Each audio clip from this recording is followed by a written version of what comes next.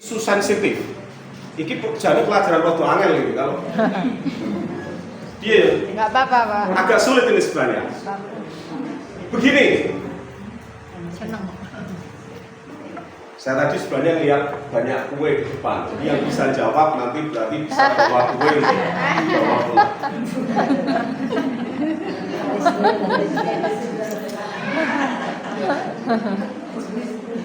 Ada dua pertanyaan. Saya akan memulai pertanyaan pertama. Pertanyaan pertama ini bagi yang bisa menjawab mengacungkan jari, kecuali ibu saya tentu nggak bisa jawab. Kosong ibuku bawaan kan gitu kan. Warjilan ibu saya. Jadi begini, saya memulai pertanyaan yang sering dihadapi oleh seorang ibu, yang dihadapi oleh seorang istri. Pertanyaannya adalah, apakah sah atau tidak ketika seorang suami itu mengucapkan ikrar talak? Jadi kan begini, seringkali seorang suami itu tiba-tiba mengatakan kepada istrinya dengan mengatakan, kamu saya talak, kamu saya cerai. Sah atau tidak ucapan semua ini? Sah. Langsung tegas mengatakan sah gitu kan. Sah menurut agama. Nah, beda kan sekarang? Sudah agak mundur nih. Sah menurut agama. Sah menurut agama. Maka saya tanya sekali lagi, apakah mengucapkan kamu saya ceraikan itu sah atau tidak? Sah. Kenapa Bu sah?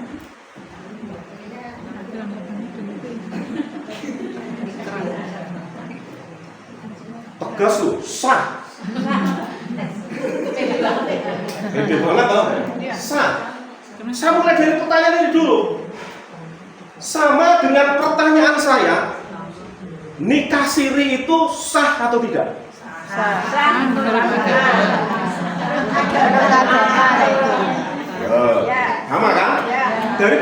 Dari dua pertanyaan itu, sekarang apakah ada sah menurut agama dan tidak sah menurut agama? Kenapa harus ibu mengatakan sah menurut agama? Karena Indonesia bukan negara Islam. Masih pakai hukumnya karena kita hidup beragama. Yeah. Karena kita hidup beragama. Karena negara kita bukan negara Islam gitu. Untuk pernikahan itu ada dua. Selama ada Harus sah menurut agama dan sah menurut pemerintahan. Sah menurut agama dan sah menurut pemerintah. Ada lagi?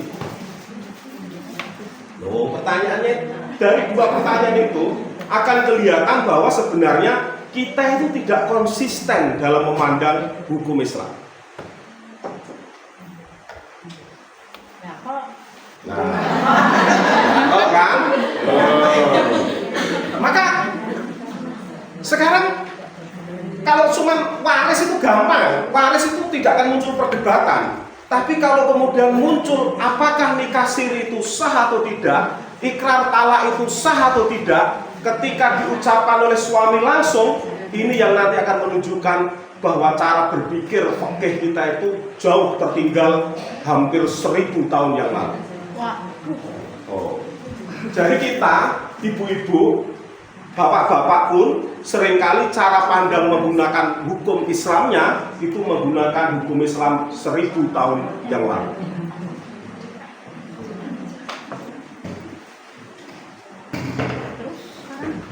Nah, terus sekarang bagaimana kan gitu kan? Maka saya memulai dari pertanyaan ini.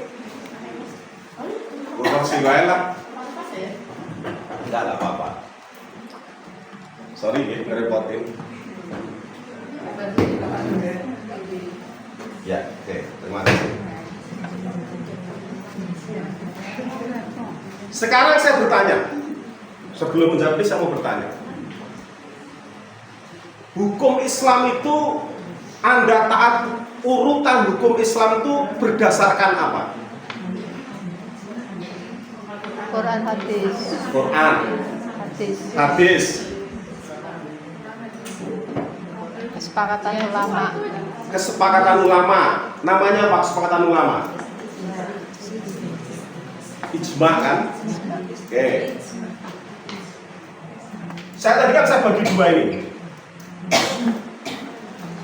Di sini hukum Islam, Anda yang tadi mengatakan, di sini selalu dipisahkan dengan hukum negara. Gitu kan? Orang Islam itu selalu cara berpikirnya adalah mengatakan bahwa hukum Islam dan hukum negara itu beda. Maka ketika ditanyakan seorang suami itu ketika mengucapkan talak kepada istrinya, ibu langsung mengatakan sah. Karena cara pandang berpikir kita itu masih membedakan antara hukum Islam dan hukum negara. Sama dengan ketika saya menanyakan nikah siri, gitu kan? Apakah sah? Jenengan akan langsung mengatakan sah. Karena sekali lagi jenengan memisahkan antara hukum Islam itu hukum agama dan hukum negara. Kesalahan berpikirnya di mana bisa begitu?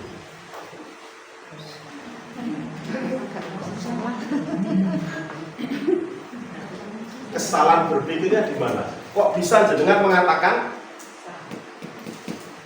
Ya karena itu tadi, secara kultur, secara pengalaman dari lampau, kita itu selalu terikat merasa bahwa negara dan agama itu sesuatu yang dipisahkan, selalu dibedakan. Padahal kenyataannya hukum Islam, hukum ini, hukum negara dan hukum agama tidak bisa dipisahkan. Pedomannya apa? Sama kan? Sekarang saya mau tanya, di Indonesia itu ada namanya Undang-Undang Nomor 1 tentang Perkawinan, ada namanya KHI, Kompilasi Hukum Islam. Pernah dengar kompilasi hukum Islam? Ya. Kompilasi hukum Islam itu dasarnya dari apa? Hah? Al-Quran. Dasar dari kompilasi hukum Islam itu apa? Kan gitu kan? Bu, kompilasi hukum Islam ini, kalau kemudian tadi ibu-ibu mengatakan bahwa urutan tata aturan di hukum Islam, kan ada Al-Quran, kemudian hadis, maka di sini ada namanya ijma. Kompilasi hukum Islam Indonesia, Undang-Undang Nomor 1 tentang Perkawinan, kompilasi hukum Islam ini isinya tentang perkawinan, tentang waris, perceraian dan sebagainya. Ini ada di kompilasi hukum Islam.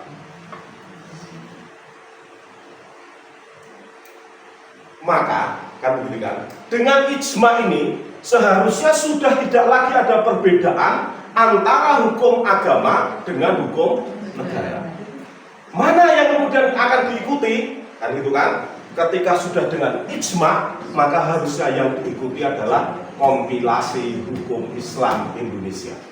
Maka, kan gitu kan, jawabannya adalah talak yang diucapkan suami di depan Anda itu tidak sah. Kalau diucapkan ping 1000, Madzhab Syafi'i dulu mengatakan kowe pulang ya, itu dikatakan sebagai menceraikan.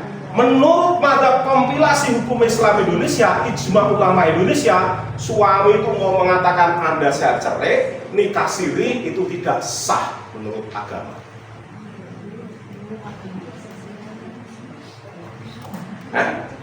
Kok bisa? Kok bisa kan? Ulama Indonesia itu berijma bahwa hukum itu harus melindungi perempuan. Ketika sebuah hukum itu tidak melindungi perempuan, maka hukum itu menjadi sesuatu yang harus dikoreksi menjadi hukum yang menguntungkan dan melindungi perempuan. Kenapa? Kalau digunakan madzhab, saya contohkan satu kasus.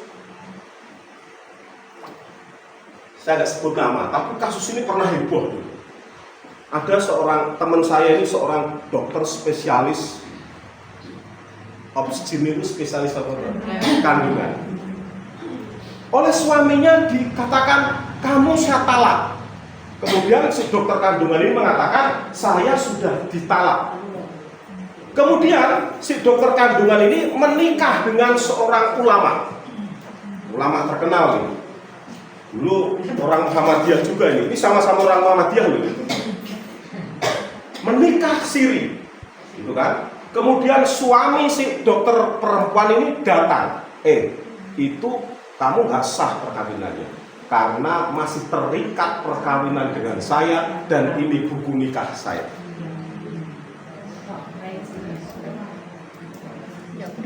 Hah? Benar, Pak. Benar kan? Iya. Kalau seperti itu benar, maka jenengan harus konsisten, Bu. Bahwa ketika suami Anda mengucapkan kamu saya talak, tetapi belum diucapkan di muka pengadilan dan belum mendapatkan surat cerai, maka ucapan ikrar talaknya itu tidak sah. Tidak sah, itu untuk melindungi perempuan, Bu. Berarti harus dibicarakan halal enggak? Jadi harus dari hukum negara juga.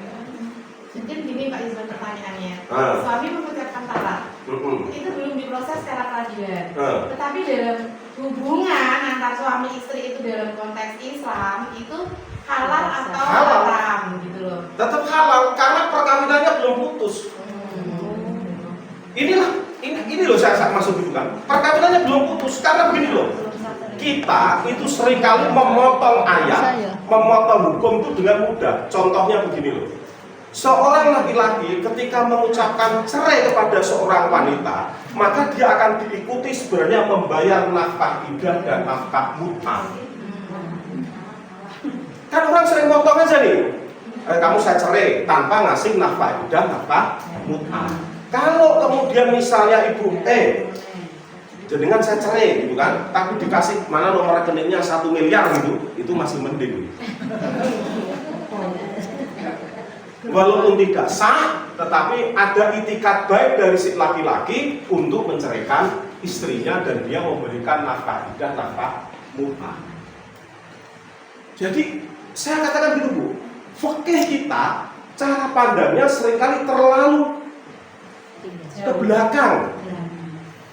Padahal sebenarnya ijma ulama Indonesia itu sudah seperti itu.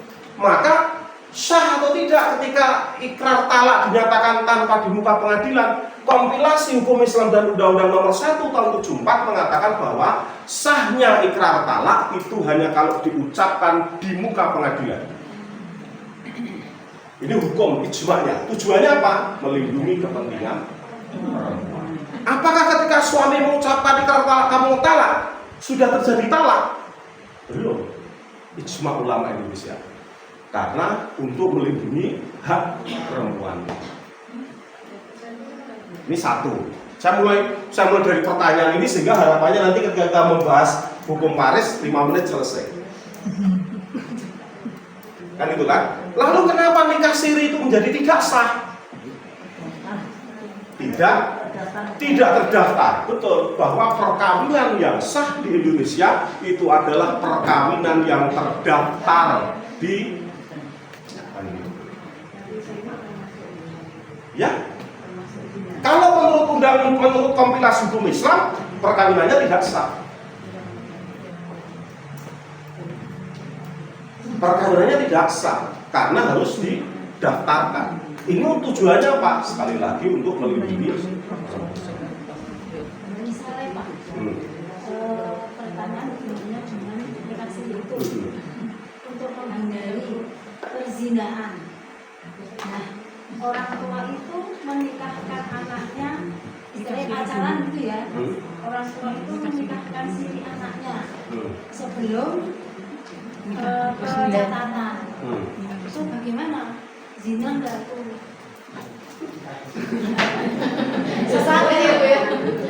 Bu, bagus pertanyaannya. Niatnya apa loh Pak? Niatnya baik loh. Niatnya baik kan? Bagus pertanyaannya. Tapi akhirnya rugi yang wanita. Nah, dari jawab. Tapi kan setelahnya itu dinikahkan di KUA itu. Jadi untuk Menghindari. Oke, ini saya mulai dulu. Yang menikahkan seorang anak perempuan itu bukan KUA. Iya. KUA itu tidak pernah menikahkan. KUA itu hanya mencatatkan. Lalu, sabar loh. Ini daripada biar, kalau gini loh, banyak beberapa orang yang menikahkan anaknya duluan, kemudian baru mencatatkan di KUA itu banyak, tetapi rata-rata rentang waktunya hanya semalam. Jadi malam ini dinikahkan oleh bapaknya, besok itu dicatatkan di KUA. Banyak kasus orang nikah siri, kemudian ketika mau dicatatkan, si laki-lakinya kabur atau si perempuannya kabur. Kata ibu, rugi. Ini poin diskusinya ini loh. Maka hukum Islam itu mari dipandang, jangan hukum fikih masa lalu mazhab Syafi'i atau apa. Saya baca Bidayatul Mujtahid, saya baca Minhajul Muslimin segala macam. Tapi persoalannya adalah dengan saat ini kekinian, maka kita harusnya ikut namanya Undang-Undang Nomor 1 Tahun 74, kemudian ikut namanya kompilasi hukum Islam. Ada pertanyaan dulu? Coba, Pak. 5 menit selesai tuh, tidak usah. Ya tuh dia, Bebon. Mohon maaf sebelumnya untuk tadi ucapan talak dari seorang suami yang dia mengucapkan entah itu dengan penuh kesadaran ataupun mungkin hanya dengan karena emosi. Itu setahu kita ya semuanya ya. Setahu kita itu sudah benar-benar sudah sah, sudah talak. Karena itu berdasarkan hukum dalam fikih hadis ya. Kita nggak tahu kalau itu ada di dalam kompilasi hukum Islam. Nggak setahu kita itu, makanya kita kan berusaha untuk memberikan kesadaran pada misalnya kepada suami itu jangan sampai carcul ngomong gitu loh, jangan sampai sembrono seperti memang itu. Harusnya pelatihan dulu untuk laki-laki. Nah itu bukan untuk perempuan, tapi supaya perempuan tahu haknya. Saya ulangi ya, sebuah hukum, sebuah sah, hukum itu ada prasyarat. Syarat sahnya seseorang lelaki mengucapkan menceraikan itu harus diikuti dengan nafkah idah dan nafkah mut'ah. Itu ada di ikrar pernikahan ya? Iya, ada. Makanya ada taklek talak. Kalau Anda 3 bulan nggak dikasih nafkah berturut-turut, maka Anda berhak untuk mengajukan. Kenapa saya katakan begitu? Ini tadi loh Bu, orang kalau cuma mengucapkan kamu saya talak, tapi nggak diikuti dengan tanya nomor rekening. ya nggak sampai sejauh itu kan kita Pak. Nah karena syarat sahnya cerai itu harus ada nafkah idah nafkah mut'ah kalau suaminya yang mengajukan. Kalau seorang laki-laki mengajukan gugatan perceraian, maka oleh pengadilan dia akan dihukum untuk membayar nafkah idah nafkah mut'ah. Ada misalnya pasca umum itu harus ngasih anaknya sebulan 50 juta misalnya. Itu gunanya untuk melindungi kepentingan anak dan perempuan. Inilah yang saya katakan bahwa cara berpikir fikih kita itu masih seperti yang dulu.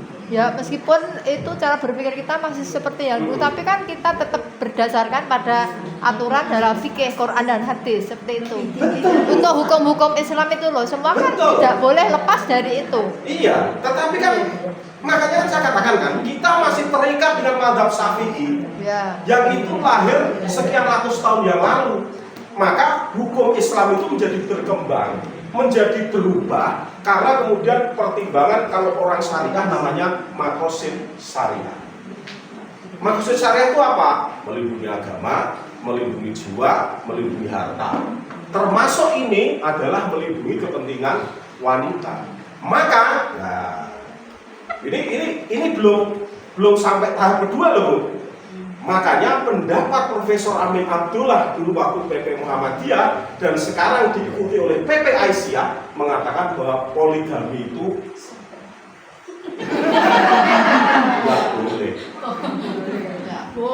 nggak boleh kan? Yang ikut PP Aisyah kan? Merugikan wanita kan? Sekarang pertanyaannya, untuk urusan poligami, ibu mau ikut mazhab Syafi'i atau ikut mazhabnya PP Aisyah? Yang menguntungkan. Yang menguntungkan perempuan.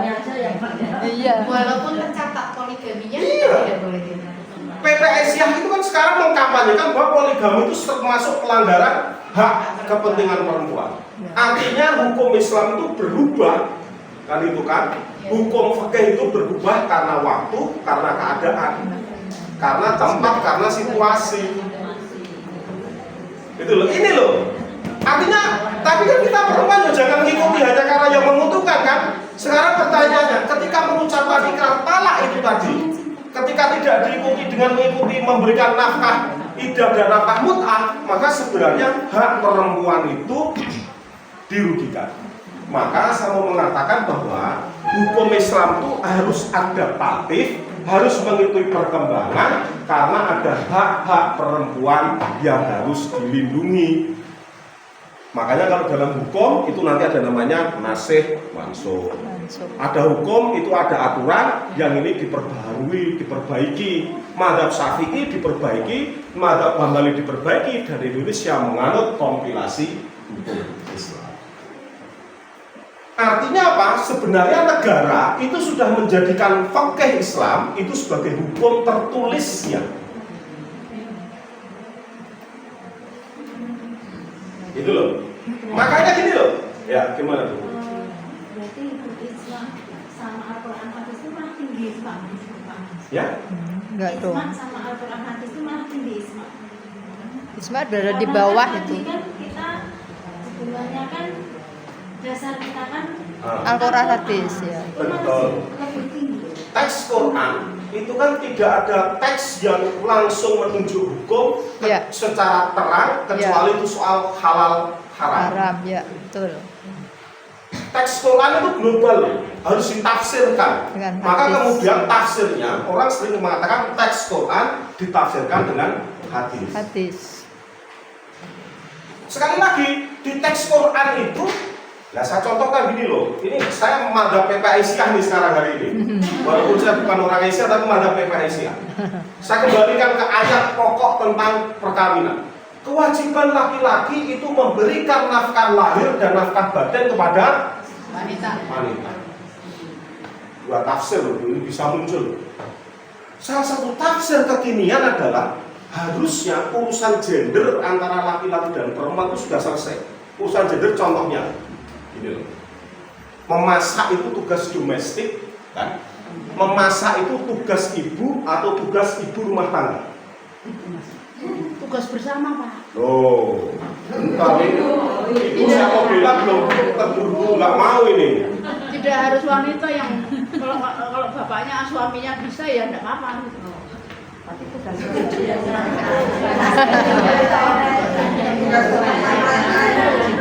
Kewajiban siapa memberikan nafkah itu? Suami. Suami kan? Tetapi kan kemudian di kita dipotong tanpa penjelasan bahwa sesungguhnya tugas memasak, tugas menyetrika, tugas itu adalah tugasnya si laki-laki, bukan Suami. tugas ibu. Iya. Enggak.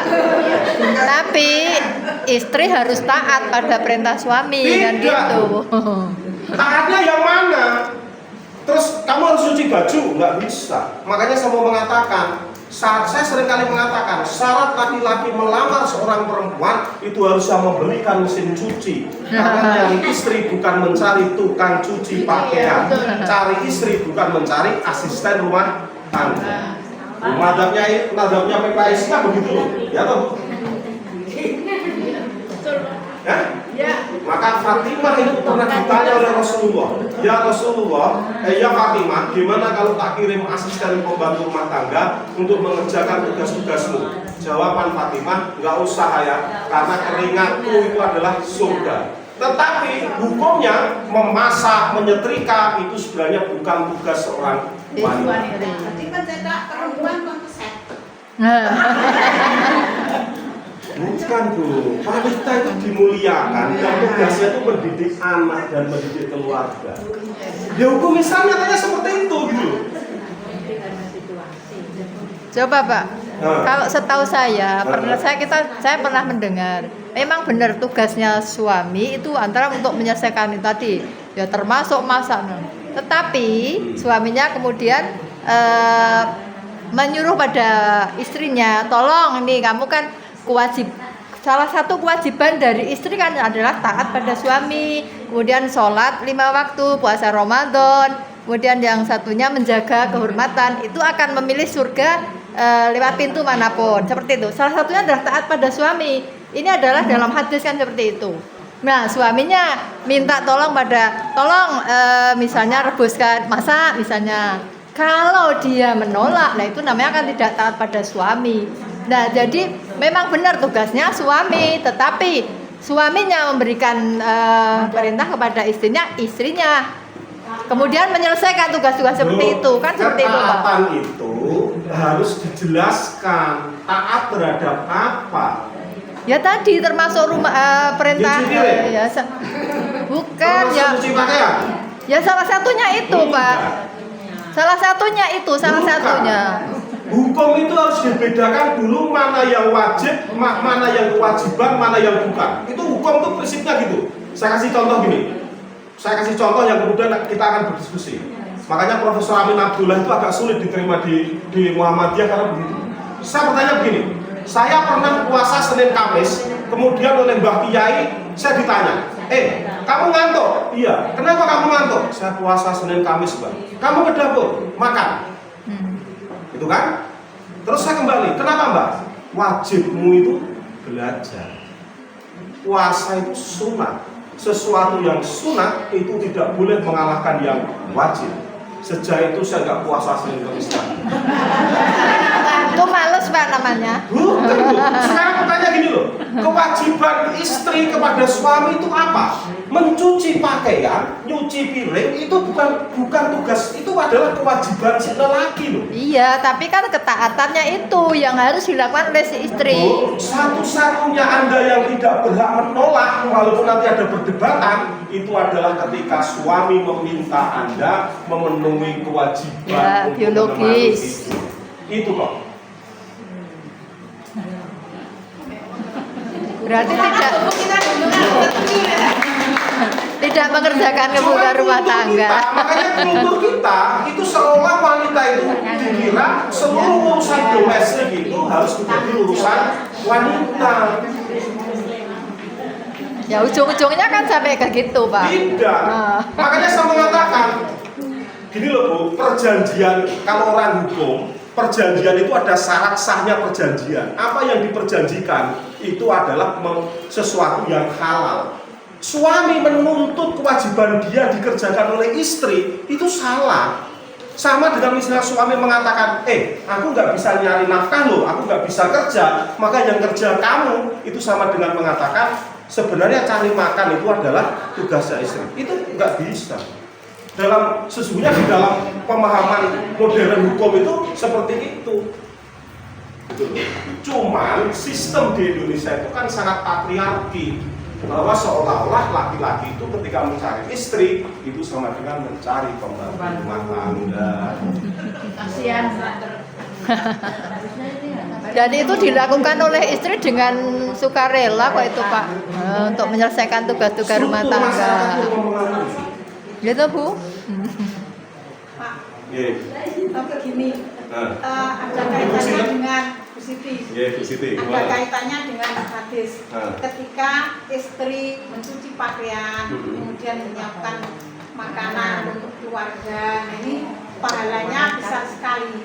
Dan contohnya ketika mencuci pakaian, itu semua daun-daun yang kena sinar matahari akan berdoa untuk kita perempuan. Nah itu yang terkait dengan itu untuk menyemangati kita. Artinya kita berharap memang pahala dari Allah seperti itu ya, seperti yang disampaikan oleh Rasul. Kemudian yang terkait dengan hukum perkawinan dan perceraian tadi, Pak ya, kan itu hukum itu mungkin tidak hanya terkait untuk urusan nasional, tapi juga untuk urusan akhirat. Bahwa siapa yang melanggar ancamannya seperti ini. Jadi misalnya menjatuhkan talak tadi ya Pak, ketika dilanggar ancamannya ini dan bahkan azab dengan azab yang keras. Nah, yang sebagian kita ketahui itu ya yang sampai di urusan akhirat itu Pak. Jadi sehingga contohnya tadi ketika suami kok mentalak atau menjatuhkan talak, nah itu kemudian dinyatakan secara nasional belum sah sehingga hubungan suami istri itu masih tetap berlangsung, kan kita takut nanti urusan akhiratnya dengan ancamannya itu Pak. Nah yang kami ketahui selama ini seperti itu. Kompilasi hukum Islam itu diputuskan oleh semua kiai, mau NU mau Muhammadiyah. Artinya kiai ketika berpendapat seperti itu maka resiko itu ditanggung oleh yang membuat hukum. Ini kan perlu sosialisasi berarti Pak itu. Sekarang saya contohkan Bu, betapa itu akan menimbulkan polemik. Makanya saya mengatakan kan, hari ini itu kalau bicara hukum waris jawabannya cuma satu. Kalau soal hukum waris itu udah nggak ada perdebatan. Karena ketika hukum waris diakui di kompilasi hukum Islam, seluruh orang Islam nggak keberatan. Dan dilaksanakan karena kalau jenengan gugat-gugatan di pengadilan agama, maka yang dipakai itu adalah hukum waris Islam. Yang ada di kompilasi. Iya, dulu orang boleh milih mau menggunakan hukum perdata, barat atau hukum Islam. Sekarang negara udah gak ada pilihan. Orang Islam harus ikut hukum waris Islam. Sama dengan hukum orang Islam harus ikut hukum perkawinan Islam. Saya contohkan Bu, betapa sebenarnya ijma ulama itu sudah dipikirkan sedemikian detail. Sebenarnya kalau bicara nikah siri itu bukan hanya soal rugi, lebih dari itu. Ada seorang laki-laki A menikah dengan B, kemudian menikah siri, kemudian si A meninggalkan. Metode kalau si B, si perempuan tidak ikhlas, gimana cara ini? Nah, bisa kan? Bisa. Makanya nikah siri itu nggak boleh. Nikah siri loh, orang nikah siri tidak didaftarkan di pengadilan. Ada A dan B menikah. Kemudian saat A sebagai laki-laki meninggalkan B, kemudian B ingin menikah dengan laki-laki lain karena ditinggalkan 10 tahun. Boleh. Belum dicerai loh. Tapi kan dalam undang-undangnya ya. Belum ada. Enggak di Indonesia sekarang loh. Itu makanya saya mengatakan kalau mau konsisten jenengan mengatakan nikah siri sah. Ini konsisten cara berpikir. Jenengan mengatakan nikah siri itu sah. Kemudian si A pergi 5 tahun tanpa kembali. Si istri mau nikah lagi. Sementara masih terikat perkawinan. Gimana cara dia menikah? Wong dia menikah itu dia masih terikat dengan perkawinan dengan orang. Tapi kan belum dicatat di negara. Makanya Bu harus dicatat kan itu kan sahnya perkawinan itu kan Belum ada catatan di negara, maka dia nikah sama orang lain nggak bisa, nggak bisa, nggak bisa. Pernah kejadian. Ini real, tapi orangnya pun sudah meninggal semua. Harusnya ditanya dulu. Kau orang nggak usah disebut namanya. Dengan segala hormat, ini saya tidak dengan segala hormat nanti bisa dikonfirmasi ke keluarga, tapi dalam konteks untuk ini apa? Untuk edukasi. Saya hanya juga dapat cerita ini. Saya lupa itu kakaknya atau adik kakaknya atau adiknya Bu Mahduri itu menikah dengan seseorang. Kemudian seseorang itu pergi, si suami ini pergi haji atau apa, tidak pulang sekian puluh tahun. Siapa adiknya Bu Mahduri itu? Saya lupa Bu. Laki-laki. Saya anaknya Bu Mahduri. Saya dapat cerita ini dari sebentar Bu. Iya. Makanya ini bisa dikonfirmasi. Iya. Saya dapat cerita ini dari waktu diskusi di Tegalsari antara Bu Mawarzi, Pak Fahru Rozi dengan saya. Cerita ini di keluarga Bu Mahduri ini, saya lupa namanya.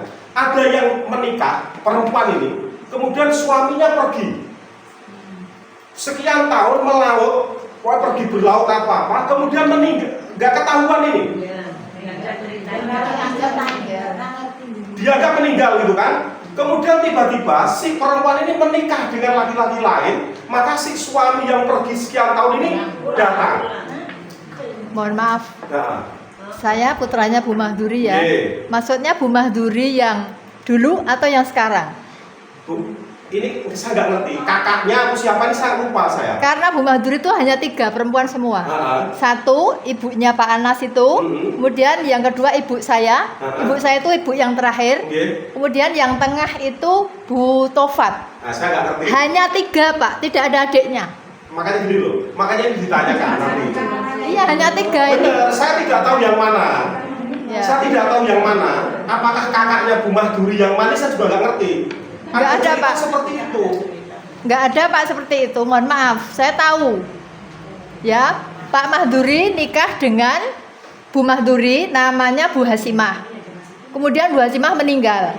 Kemudian menikah dengan ibu saya, adiknya. Kemudian yang satu itu menikah dengan Pak Tofat. Jadi hanya 3 perempuan tok yang Ibu Mahduri itu, nggak ada yang lain. Makanya tuh Bu, saya ceritakan ini. Berarti kan, bukan Bu Mahduri bukan, itu. Ini kan pernah jadi kajian toh. Waktu pengajian fikih ini pernah jadi kajian. Karena Iya, bukan Mahduri itu. Oke, makanya saya mau cerita itu kan. Bukan Bu Mahduri jenengan kan berarti. Makanya gini loh, ini saya kan menceritakan kan betapa perkawinan itu ketika tidak dicatatkan kesimpulannya itu bisa menimbulkan masalah. Itu loh, yang mana waktu itu kajinya seperti itu. Saya juga makanya saya waktu nggak konfirmasi. Saya hanya dapat cerita waktu itu seperti itu, bahwa ada keluarga yang ketika suaminya pergi, gitu kan, sekian puluh tahun, kemudian balik lagi ternyata masih hidup. Mungkin bukan Bu Mahduri yang Kalau pernikahannya tercatat atau tidak tercatat? Tidak, karena perkawinannya tidak tercatat. Ini kan perkawinan dulu, waktu zaman sebelum Undang-Undang Nomor 1 Tahun 74. Kalau Pak Bu yang bercerita Bu Munawaroh Tegalsari itu mestinya Bu Mahduri kami Meguwo. Karena begitu. Tadi jangan mengatakan. Iya, yang 3 itu saya tahu persis semuanya. Nggak ada yang lain Pak. Yang Bu Mahduri yang pertama itu kan nikahnya dengan Pak Mahduri, kemudian meninggal. Oke, maaf Bu, anggap bahwa cerita itu tidak benar, kita anggap seperti itu. Tapi yang masuk kita dari diskusi ini adalah, makanya saya mengatakan kan, segala permintaan maaf sebelumnya, kan gitu kan. Saya juga penasaran, kapan-kapan tanya Pak Anas gitu kan, saya sering ketemu Pak Boleh, Anas. silahkan monggo. Makanya kejadian ini pernah terjadi. Seseorang misalnya pergi sekian tahun, kemudian pulang, ketika tidak dicatatkan, tidak ada. Beda kalau misalnya jenengan, anak itu menikah, kemudian terjadi perceraian, ada surat cerainya, maka ketika seorang perempuan itu mau menikah lagi, maka dia sudah tidak terikat dengan perkawinan sebelumnya. Itu loh yang dimaksud. Itu. Kalau anak perempuan Anda nikah siri, kemudian pergi tanpa dicatatkan, si laki-lakinya pergi, kesulitan loh anak perempuan itu ketika mau menikah lagi, karena tidak pernah ada ikrar talak dari si suami. Itulah kenapa salah satu nikah siri itu tidak diperbolehkan di Indonesia. Jadi istrinya digantung ya Pak? Digantung. Maka kemudian Nikita Mirzani, makanya saya selesaikan. Nikita Mirzani ketika menikah dengan bipolatif nikah siri, kemudian dia harus isbat nikah ke pengadilan agama, mengatakan perkawinannya dulu sah secara agama, setelah itu baru mengajukan permohonan cerai, gugatan cerai. Bayangin itu susahnya. Ini memang kondisi yang real yang terjadi di masyarakat kita seperti itu. Bisa sendiri-sendiri tanpa ada penyelesaian. Berarti seumur hidup kalau Anda mengakui nikah siri itu sah, maka si perempuan kan akan berzina seumur hidup kan? Berarti dia melakukan poliandri. Maka konsekuensinya sejak awal kita mengatakan nikah siri itu tidak sah. Gugat nggak bisa itu, gugat. Bisa Bu, tapi kan harus namanya itu kan isbat nikah. Kalau sudah ditinggal bertahun-tahun nggak ada kabarnya, kemudian ini mau menikah gimana itu? Nikah siri ya, nikah siri ditinggal suaminya udah bertahun-tahun, nggak ada kabar beritanya, nggak dikasih nafkah. Kemudian berarti ada solusinya kan itu? Ada, tapi sulit tuh. Sulitnya gimana sulitnya? Jadi itu seperti itu Pak. Kalau nikah siri kemudian ditinggal pergi prung begitu, ya udah dianggap sudah cerai. Nah, Selama ini loh Pak, selama ini. makanya silakan baca di buku nikah. Nanti pulang dilihat lagi buku nikah.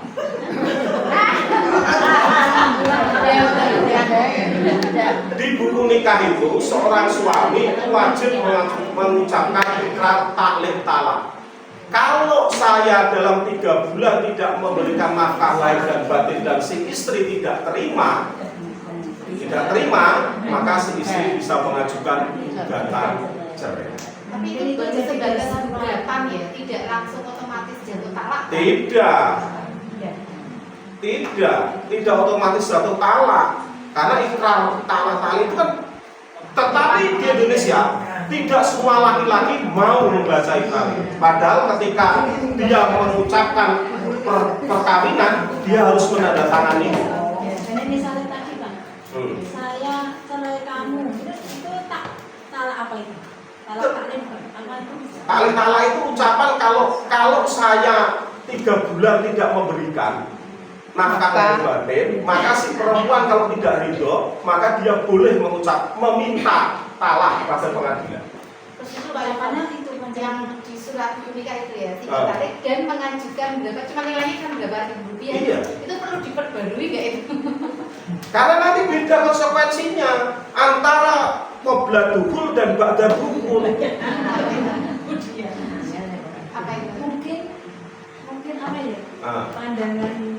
Pandangan orang ketika 3 bulan berturut-turut tidak menafkahi, bahkan lebih dari 3 bulan, 5 tahun, 10 tahun, itu pandangan kita itu sudah cerai, cerai.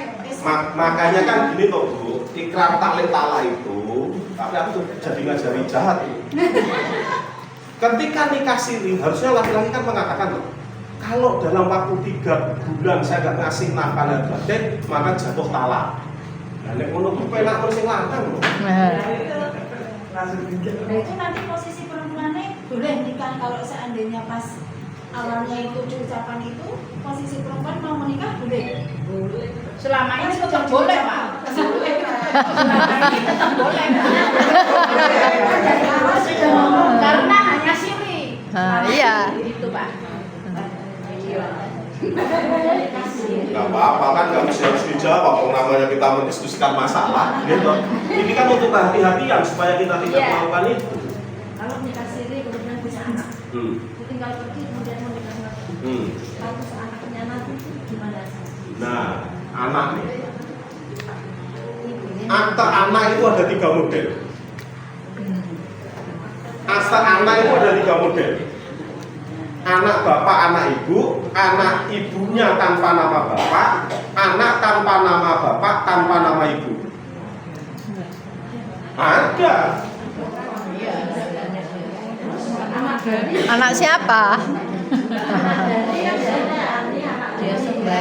Lalu jenengan ngeloki anak yang ibu ngarep omah, kalau meninggal anak ngarep omah, itu kan aktenya kan tidak diketahui nama bapak, nama ibunya. Adopsi kan tidak boleh kemudian mengatakan itu anak ibu. Ya, nggak boleh. Katanya beda. Ada akte tapi aktenya bukan nama ibu. Ya bukan nama bapak ibu. Adopsi itu kan tetap saya ngadopsi anak tetap dikatakan sebagai anaknya A dan anaknya B, Ya. bukan anaknya Yusron. Ya. Lah nek jenengan nemu neng tong sampah, anaknya sapa? Maka di aktenya kosong, nama bapak kosong, nama ibu kosong. Ini Pak Iqbal ada kasus nih ya. Nah, Anak perempuan dia itu di pupu itu ya diadopsi gitu ya, Diadopsi. diadopsi. Yang mengadopsi itu saudaranya. Jadi kakak adik ini laki-laki, yang laki-laki punya anak diadopsi oleh adiknya yang laki-laki. Ketika mau nikah itu kan yang akad nikah itu kan walinya ya, walinya ya. Dicatatkan di KUA itu kan BIM-nya karena aktenya itu akte anak kandung dari si yang adopsi ternyata. Tetapi tetangga dan keluarga itu mengakui bahwa dia ada Bukan. Nah, itu di nikahnya itu kan BIM-nya itu, tapi akad nikahnya itu gimana ya itu Pak Yusuf? nah gini, salah kan? Saya contohkan gini, saya punya kenalan namanya Pak Abdul Muiz. Abdul Muiz ini dulu gubernur AU.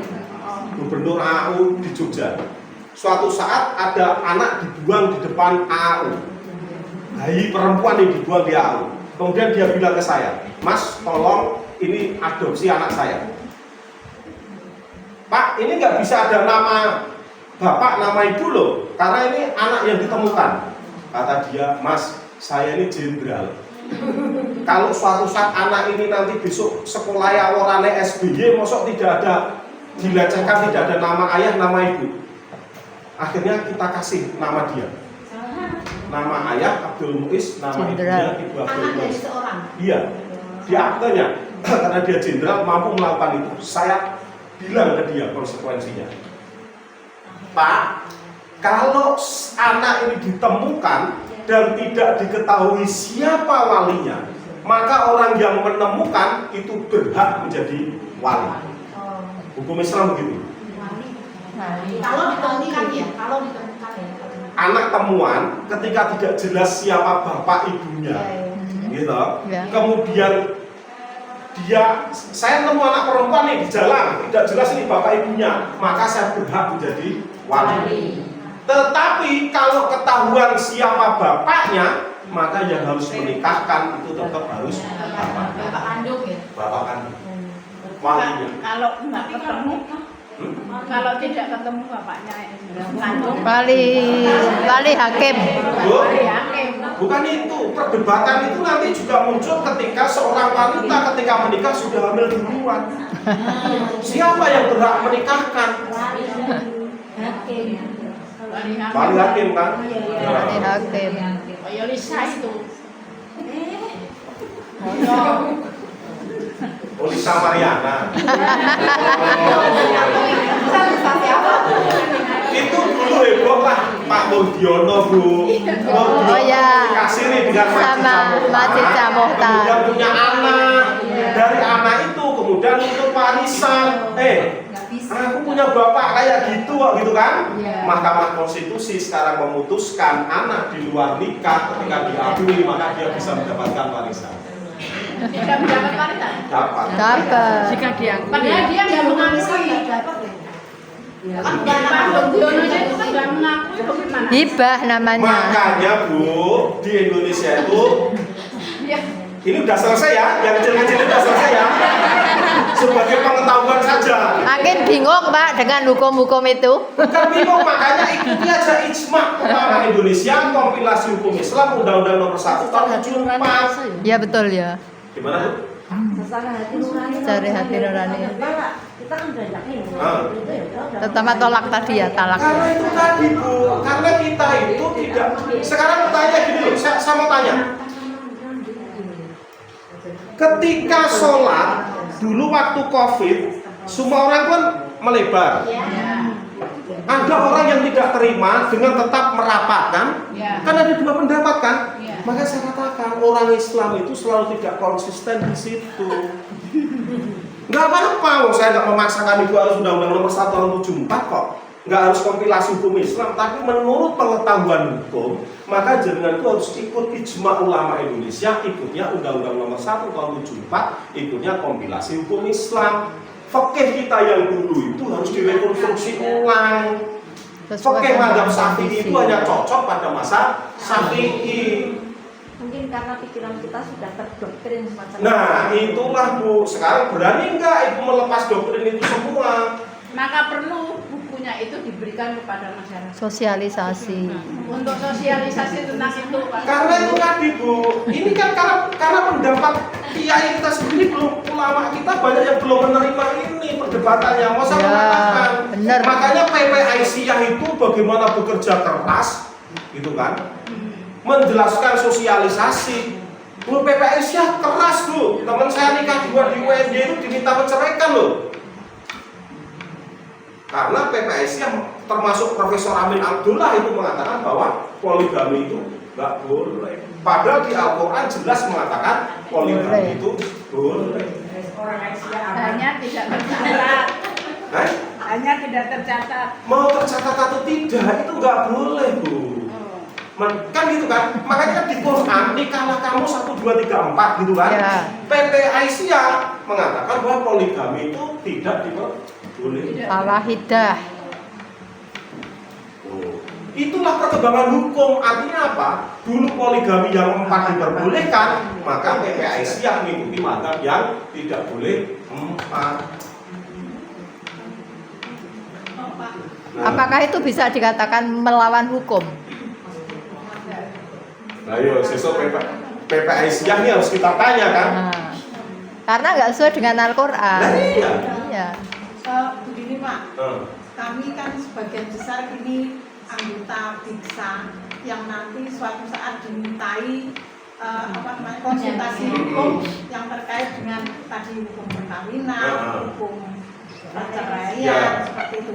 Nah, kami sudah mulai paham bahwa apa yang diatur oleh ijma itu pasti berdasarkan pertimbangan mudorot dan manfaat. Iya. Pak? Iya. Seandainya manfaatnya itu jauh lebih besar, maka Diikuti. pasti di kompilasi hukum Islam akan berlaku dalam hukum nasional. Dan ternyata setelah saya pribadi paham bahwa itu semua sebenarnya untuk seperti yang disampaikan Bapak tadi, kepentingan perlindungan perempuan dan juga keturunannya, seperti hasil dari pernikahan siri ya Pak. Nah, keturunannya nanti harus gimana, nah itu akan menimbulkan mudarat atau kesusahan nanti di kemudian hari. Nah, karena berlaku hukum kompilasi hukum Islam ini, maka diatur bahwa perkawinan itu harus disahkan sehingga nanti keturunannya bisa mempunyai hak dan kewajiban secara hukum di hukum nasional. Begitu ya Pak. Ibu sebagai anggota BIKSA harus baca Undang-Undang Nomor 1 Tahun 74 dan baca kompilasi hukum Islam.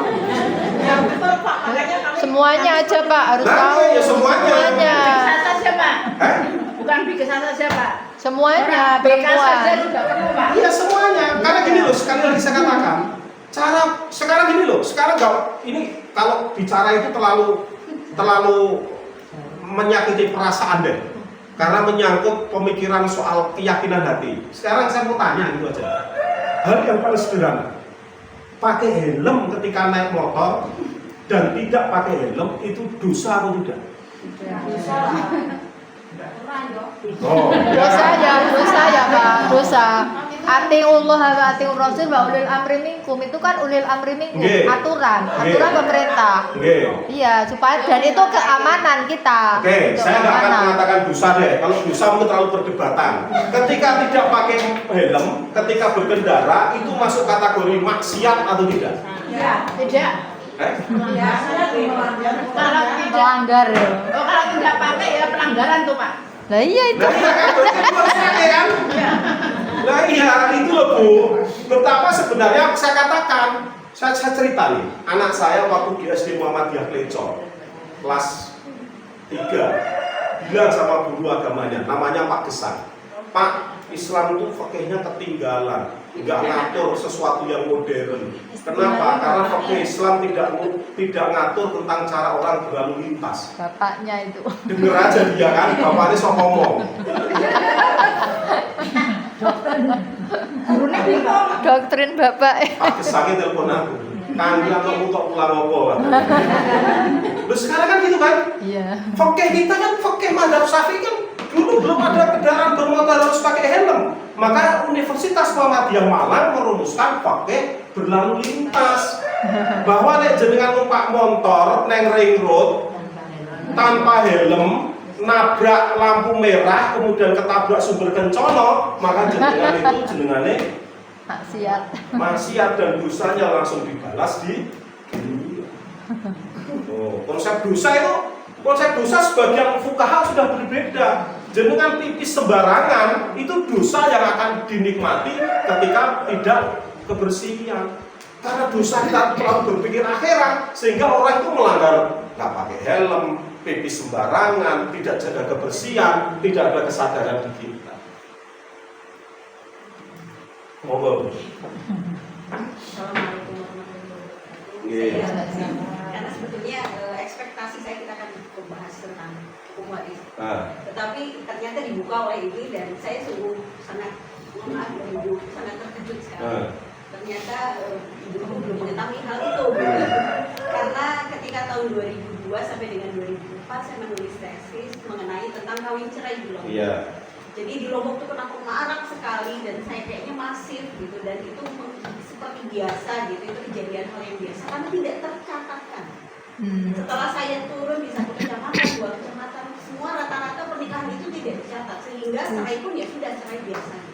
Dan itu sangat merugikan perempuan, tapi ya perempuan juga sebagai pelaku. Saya punya informasi sampai 65 kali nikah perempuan ya enggak ada masalah. Artinya itu bukan persoalan gender laki-laki atau itu gender gitu kan, laki-laki dan perempuan. Sama-sama pelaku ya. Iya. Yang kasihan itu adalah anak-anaknya. Jadi anak-anak itu kadang-kadang juga tidak mendapatkan haknya. Nah, kemudian saya buka apa sih penyebabnya gitu. Ternyata memang kebanyakan di sana tidak memahami Undang-Undang Nomor 1 Tahun 74 dan hukum kompilasi Islam yang sebetulnya sudah disosialisasikan dengan koreksi tanggal 10 Juni ya tahun 91 kalau tidak salah. Artinya itu masih orde baru itu sebetulnya sudah sudah disosialisasikan. Udah lama banget. Jadi ibu tahu ya gitu tentang yang Bapak Pak Yusro sampaikan, karena memang hukum kompilasi Islam itu betul-betul dibuat untuk melindungi hak-hak perempuan dan salah satunya wanita. Jadi dari pengalaman saya juga berbagi bahwa fenomena itu sudah saya teliti tahun 2002, 2004 dan rekomendasi dari saya adalah sosialisasi dari Kompilasi hukum Islam. Dan di Lombok sekarang alhamdulillah sudah tercatat, sudah agak rapi. Dan mungkin ini juga menjadi PR kita bersama bahwa ada beberapa isi di hukum kompilasi Islam yang perlu kita kaji bersama supaya kita tahu hak-hak kita sebagai perempuan itu seperti apa. Nah, kenapa saya membuka dengan hal itu? Karena ini loh salah satu problem kita. Nanti kalau warisan itu juga akan muncul perdebatan. Gampangnya gini, aturan ketentuan tentang hukum waris, ini bicara tentang waris nih. Waris yang akan dipakai itu sudah jelas. Hukum waris Islam ini diakui sebagai hukum negara. Ini nggak ada keraguan ini kalau di sini, gitu kan? Nggak ada masalah. Beda dengan perkawinan, ini perdebatannya nggak terlalu banyak. Kalau perkawinan, maka hukum waris yang dipakai oleh orang Islam itu diakui oleh negara sebagai hukum waris. Yang muncul perdebatan karena muncul istihad baru dari yang namanya dulu Menteri Agama, namanya Profesor Munawir Sajali.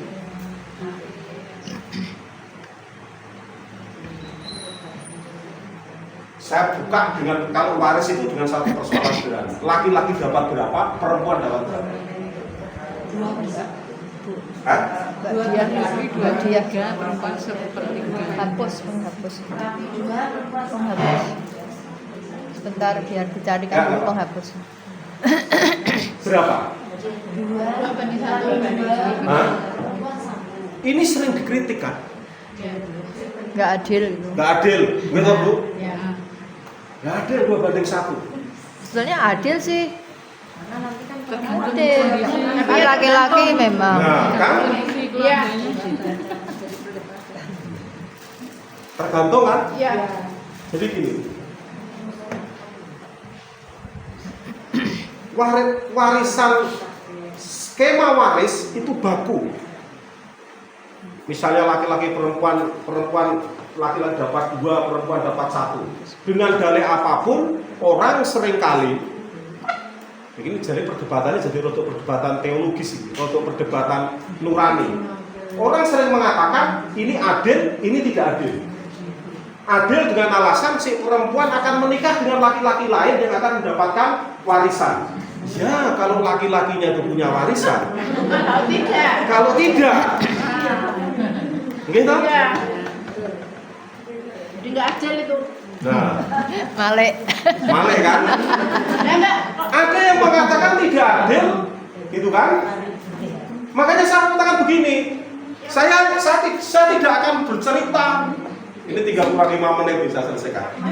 Orang tidak akan bercerita, akan menyelesaikan ini. Itu udah baku itu pembagian. Mau asobah, mau apapun udah baku pembagiannya. Tetapi ada terobosan yang dilakukan ijtihad dari Profesor Munawir Syazali yang mengatakan bahwa Profesor Munawir Syazali ini berijtihad bahwa waris diselesaikan sebelum orang tuanya meninggal. Lalu apa? Si perempuan dan laki-laki dibagi sama. Iya. Itu bagaimana? Gak apa-apa. Enggak. Enggak dosa. Kalau kesepakatan dari keluarga, karena orang tua sudah meninggal semuanya, kesepakatan anak-anaknya bagaimana ini harus dibagi rata. Kalau memang sudah sepakat ya nggak apa-apa. Boleh. Berarti atas hasil kesepakatan. Tapi dalam Quran kan sudah ditentukan lelaki sekian, perempuan sekian, istri sekian, itu sudah di Itu nas loh. Tapi kan akhirnya itu boleh dikesampingkan karena kesepakatan. Jadi gini, saya contohkan gini. Saya tuh punya saudara, waktu waris kalau value-nya itu tak hitung ini kira-kira asetnya ini tak hitung tuh 80 miliar.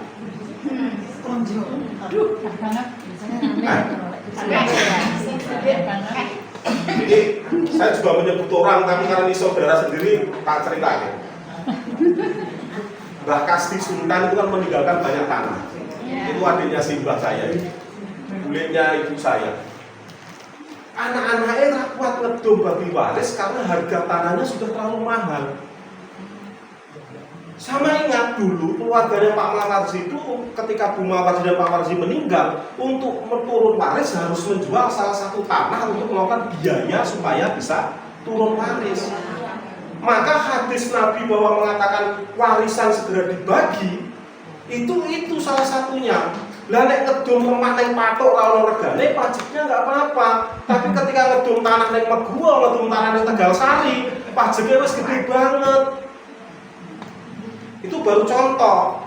Maka saya mengatakan waris itu jenengan nggak usah nunggu ibu jenengan 1000 hari.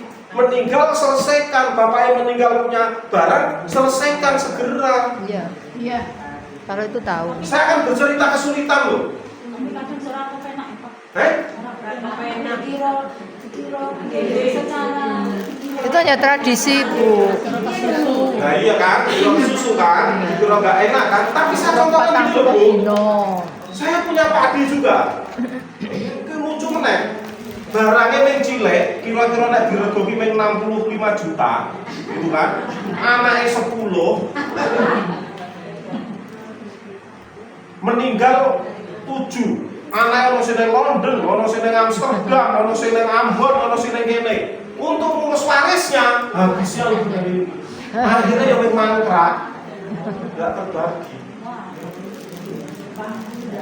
Biaya untuk mengurusan waris sudah Diambilkan. Makanya saya katakan tadi Profesor Munawir Syazali beristihad bahwa sebelum ini praktek ini dilakukan oleh semua kiai, kebanyakan malahan kiai itu sebelum meninggal membagi tanahnya. Bu, jadi dapat ini dapat ini. Maka ketika meninggal seorang kiai itu atau Profesor Munawir Syazali dia sudah tidak meninggalkan harta warisan apapun. misalnya gini Pak, orang tua masih hidup, cuma baru di ikrarkan posisi kono, Kerat. tapi selama saya masih hidup, Biar hasilnya. kami yo sakit tapi seseorang cuma baru seperti itu bagaimana? Ya kalau itu tergantung ketaatan anak-anak. Iya. Tapi Iya. ketika anak-anak nggak taat dan ngikut ke persoalan waris ya tetap akhirnya anak akan gugat ke pengadilan kan? Ya itu namanya anak mursal.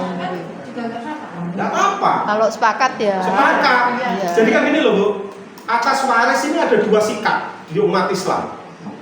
Atas persoalan waris ini ada dua sikap. Sikap pertama, tidak boleh lagi ditawar-menawar bahwa ketentuan faraid itu harus dilaksanakan. Ini sikap pertama.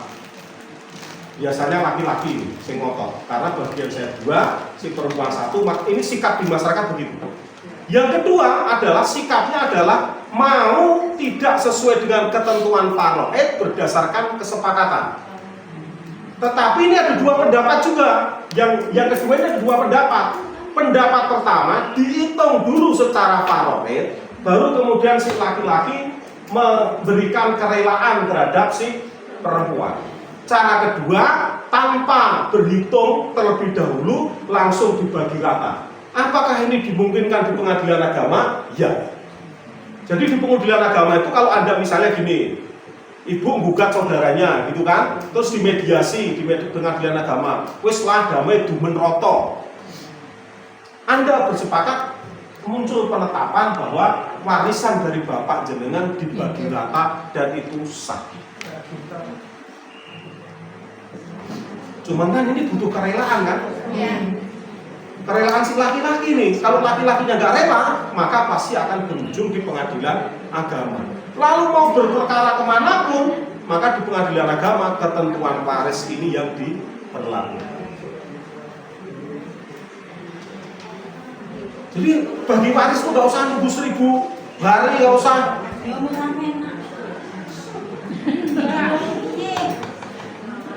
Kalau ibu saya meninggal, terus kemudian anaknya kumpul, mumpung ketemu semuanya hari itu juga. Gini loh Bu, karena di kita itu kan di Jawa, ini di Jawa nih terutama. Di Jawa itu kan jeleknya selalu menunggu bapak ibunya meninggal baru dibagi waris. Padahal kan bapak itu punya harta sendiri, ibu punya harta sendiri. Yang ini nanti berbeda, gitu loh. Ketika si bapak meninggal, maka si ibu tetap masih dapat berhak atas harta dari si bapak.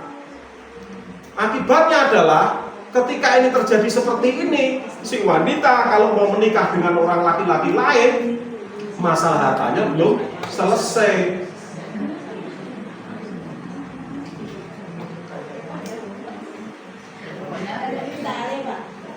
Seperti tadi, posisi kono. Nah itu kan, ketika kita nggak enak Pak, mau langsung atas nama, padahal belum meninggal. Nah, itu kan perasaan kalau kita dikira selaku itu belum Pak. Orang tua masih hidup. Ya karena sosialisasi di kita masih kurang. Karena orang tua kan lebih suka ribut meninggalkan masalah di belakang hari.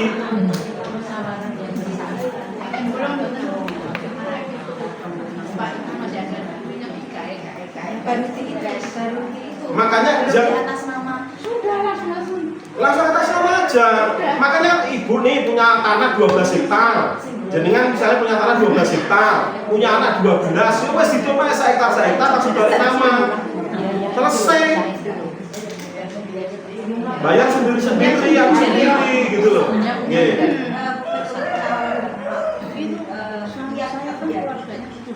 Urusan buat ini tidak selesai itu dalam hal apa ya, kesepakatan atau kerelaan dari laki-laki ketika sudah dijelaskan atau pembagian peran itu Tidak selesainya. iya, karena apa biasanya Masalah, maka saya katakan gini, kalau faraid itu benar-benar dibutuhkan kelegaan hati. Kelegaan hati itu begini loh.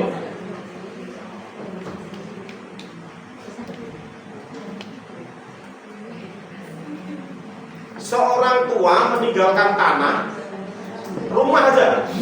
Ini kasus yang terjadi real ini, tapi saya tanpa menyebut nama.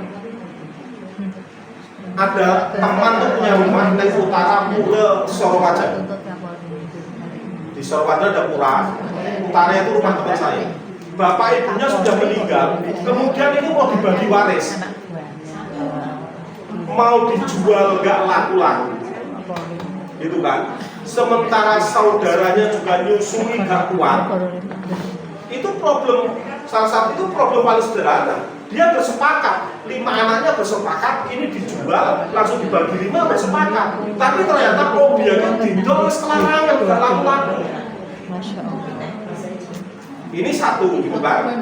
Yang kedua, kalau tidak cepat diselesaikan, sudah beranak 5, jalur tanda tangan wis kangelan. Ada di Imogiri itu tanah 100 hektar gak iso dibagi. Karena sudah kesulitan. Contoh real, saya nggak ngerti ini besok urusnya gimana ini. Tanah SMP Muhammadiyah Bangun Tapan. SMP Madyabioro itu sampai sekarang sertifikatnya tidak ada.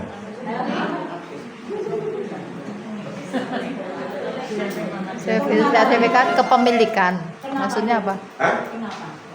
Jadi gini, ceritanya dulu, Wat Galah itu diusir, warga Wat Galah itu direlokasi oleh Angkatan Udara dulu, sehingga kemudian orang Wat Galah sekitarnya itu akhirnya pindah, termasuk keluarga Kadipolo segala macam itu akhirnya pindah semua kan.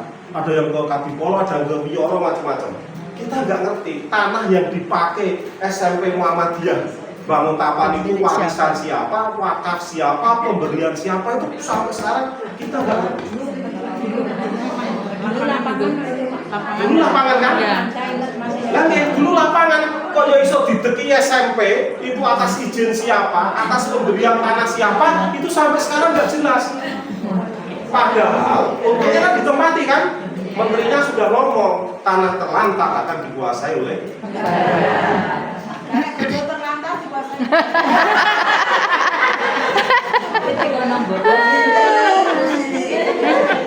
Ini loh yang saya maksud.